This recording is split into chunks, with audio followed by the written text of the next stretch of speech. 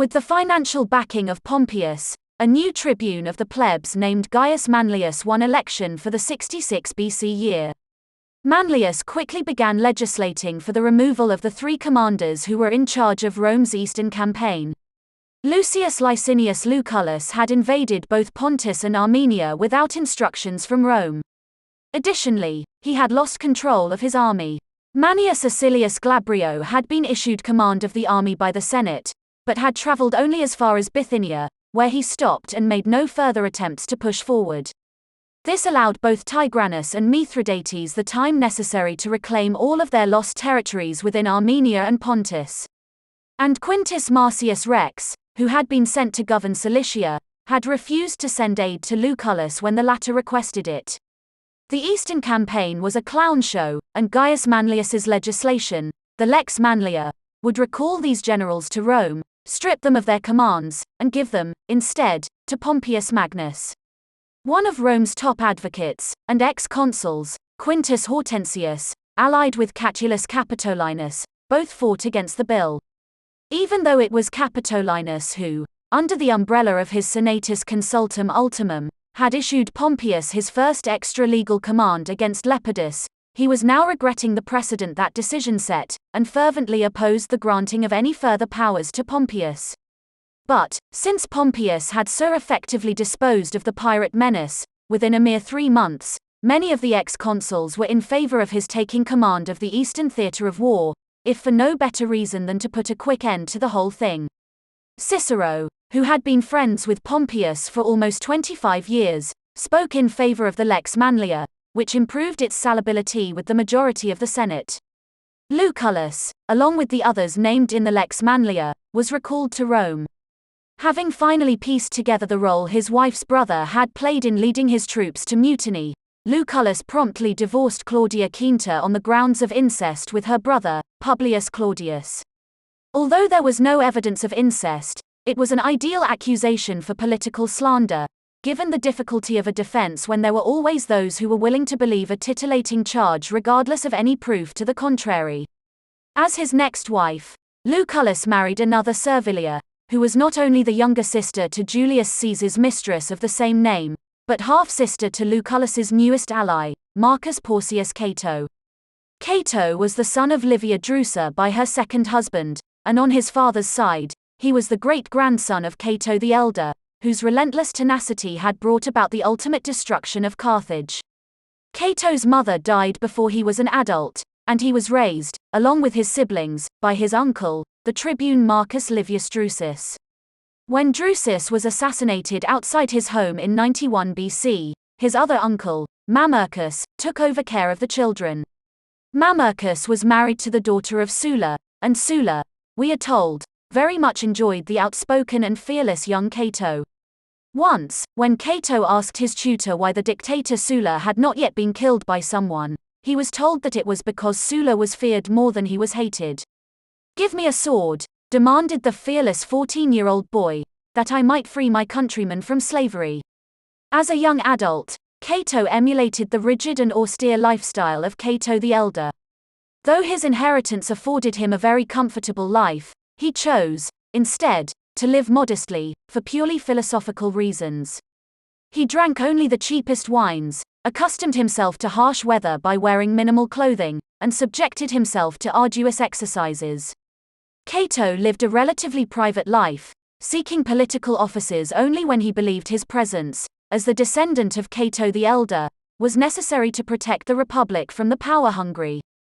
As a Stoic, Cato was opposed to luxury and excess, and sought to emulate the Romans of old, who had lived simpler lives. He neither sought fame nor glory, but considered public office a duty owed to Father Rome, and the safety of the Republic. Cato was stationed in Macedonia during the 66 BC year. Like most, he kept abreast of events in Rome through regular dispatches. Because he was a Stoic, and a staunch Republican, Cato vehemently opposed the unprecedented amounts of power the Senate continually heaped on Pompeius Magnus. He also despised Pompeius's habit of sweeping in to claim a victory at the last moment. Although Metellus Pius had spent almost 2 years fighting Quintus Sertorius in Hispania, when the war finally ended, it was Pompeius who claimed the credit. He did the same by charging into Italy at the 11th hour to declare victory over Spartacus. And now, having successfully maneuvered the Senate into giving him command of Lucullus's war, Pompeius planned to repeat his performance in the east after Lucullus had spent 2 years weakening both Mithridates and Tigranes. So, when Lucullus returned to Rome and requested a formal triumph for his victories in both Pontus and Armenia, Cato chose to support Lucullus over Pompeius. Unfortunately, Pompeius's many allies within the Senate opposed Lucullus's triumph on the grounds that both Pontus and Armenia had been once again lost to the Eastern kings. Because Lucius Licinius Lucullus still held imperium, he was forced to remain outside the city's boundaries while the Senate debated the legalities of his triumph. To cross the boundary was to forfeit his imperium, and become, once again, a private citizen. And private citizens were not permitted to hold triumphs. Unless their name was Pompeius Magnus. Then they could hold two.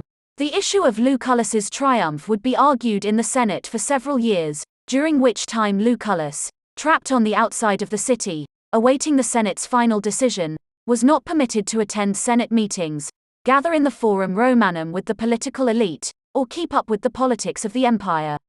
Ultimately, Lucullus would slowly fade from public life, retiring in 62 BC. Following his long-awaited triumph.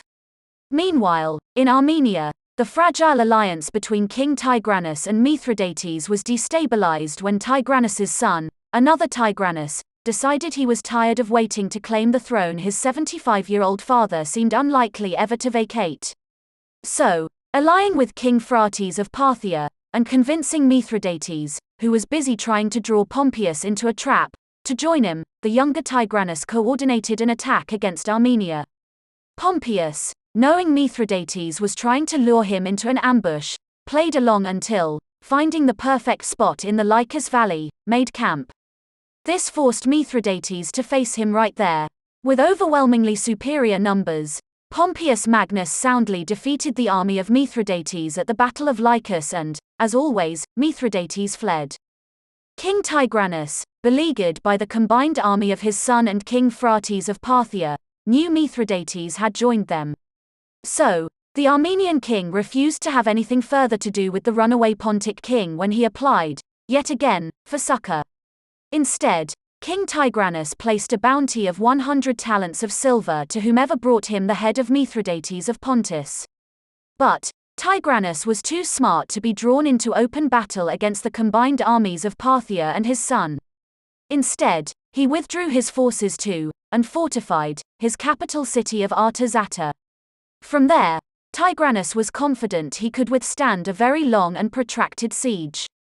This proved to be a devastating move for the younger Tigranes as King Phraates, knowing plots were always afoot when a king was absent from his capital, had no time to invest in a lengthy siege. Withdrawing his troops, Phraates marched back to Parthia to ensure none of his sons were plotting his own downfall.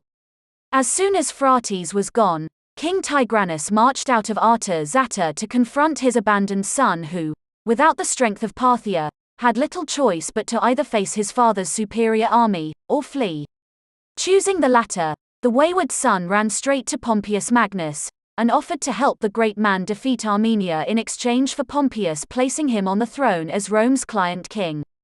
Pompeius marched into Armenia alongside the king's son, but unexpectedly received King Tigranes' formal surrender as well. In the negotiations that followed, Armenia was claimed as Rome's newest province. After stripping Armenia of all her recent conquests, Pompeius allowed the elder Tigranes to retain his throne, charging him the sum of 6,000 talents of silver for the honor. The younger Tigranes, for attempting to usurp his father's throne, won the honor of living out the rest of his life as a political prisoner in Rome. Mithridates, however, was running out of options. With Pompeius now in Armenia, and Cappadocia back under Roman control to his south, as well as a Roman blockade on the Black Sea, Mithridates had no other option but to flee north into Colchis, or modern-day Georgia.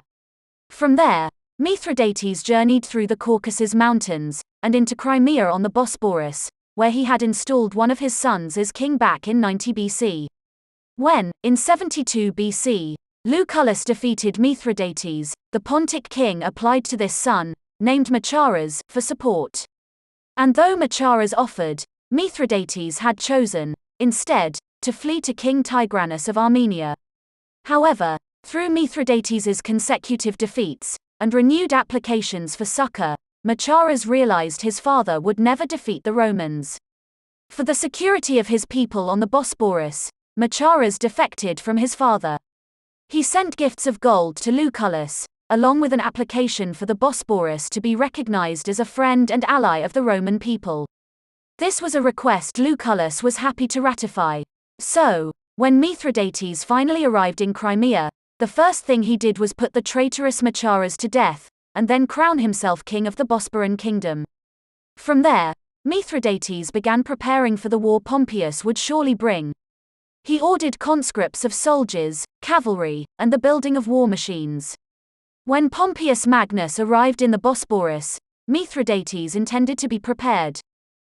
Unfortunately, the Crimean people were outraged by Mithridates' aggressive conscription of its people into his war. They had lost their true king, Machares, who had sided with Rome. And, considering the number of military losses Mithridates had incurred at the hands of the Roman generals, the people had no wish to be the next expendable resource for Mithridates to throw at the Romans, while making yet another escape. And so the Crimean people, along with many of the disgruntled soldiers who had been dragged to Crimea by Mithridates, began deserting his army. Pharnaces, another of Mithridates' sons, approached this group of deserters who had lost faith in Mithridates' war. He convinced them to join with him in putting an end to the war through the removal of Mithridates, leading to peace with Rome. Pharnaces then sent emissaries to every other group of deserters, and convinced them of the same. Soon, the son of Mithridates had enough men to plan an attack against his father. When Mithridates got wind of the plot, many of the conspirators were captured and tortured, but when Mithridates learned that the conspiracy was larger than he'd imagined, he sent emissaries of his own to Pharnaces, to beg safe passage out of Crimea. However, when his emissaries failed to return, Mithridates knew it was over. His son, Machares, had sided with the Romans, and now Pharnaces had made the same decision. Even if Mithridates could successfully fight his way past Pharnaces' men, he'd still have to contend with Pompeius Magnus, and certain death. Retreating to a citadel along the eastern shore of Crimea, known as Taurus, Mithridates attempted to commit suicide. Attended by some of the women in his family, he tried to drink poison. But his daughters refused to allow him to drink from the vial until they had both taken the poison themselves. While the poison ravaged their bodies into lifeless shells, it had little effect on Mithridates himself. He then walked quickly around the citadel in the hopes of hastening the poison's journey through his own body, but a lifetime of purposely ingesting prophylactic doses of poisons as antidotes rendered his body immune to almost every poison known at that time. In the end, Mithridates was forced to ask one of his Gallic bodyguards, a man by the name of Bituitus, to run him through with his sword. Thus ended the Pontic king, who for more than 25 years had waged war against Rome. And for Pompeius Magnus, another victory was added to his ever-growing list of accomplishments.